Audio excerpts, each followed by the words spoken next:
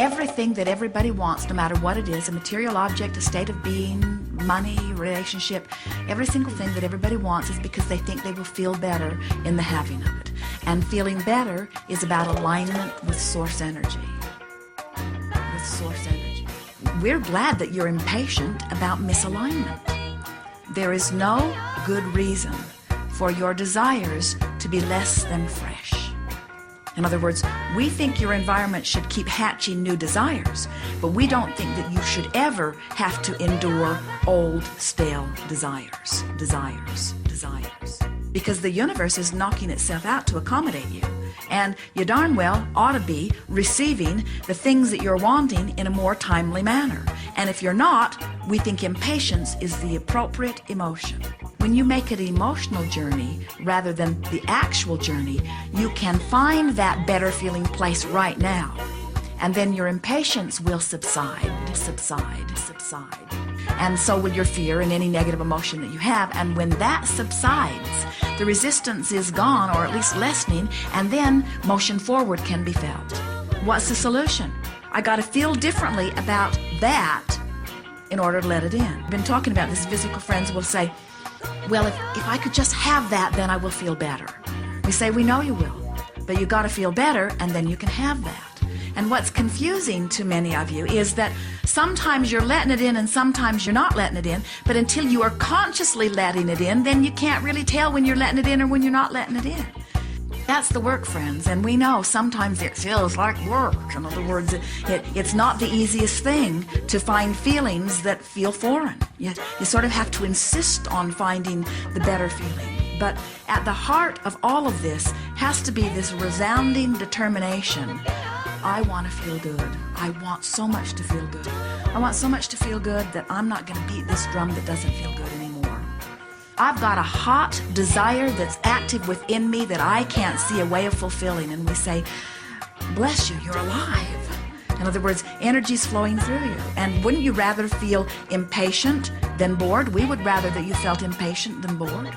Wouldn't you rather feel impatient than afraid or than lost? In other words, impatience just says, I've got some active desires and I don't necessarily know how they're going to unfold. But impatience that is muted or soothed or mixed with a feeling of, I know things will work out, I just don't know how.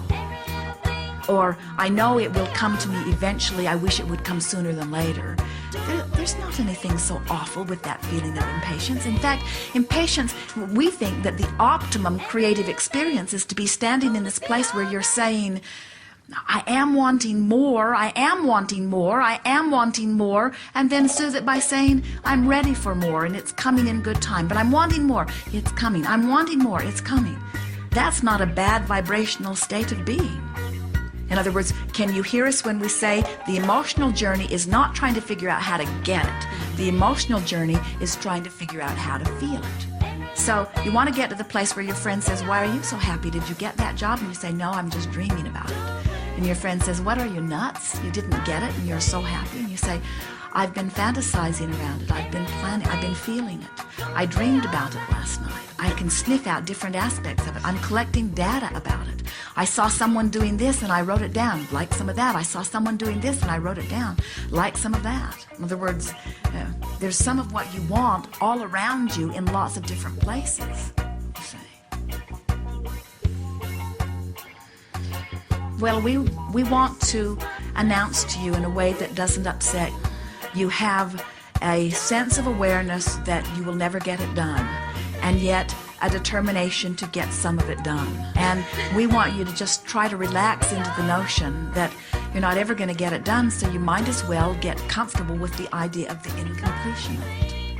And the balance of life is always keeping what you're asking for and what's flowing in sort of in balance. In other words, you don't want to get so many things on your list you get overwhelmed, but it's lovely to have enough things on your list that it calls you and makes you sort of hit the floor running in an eager sort of sensation every morning, you see.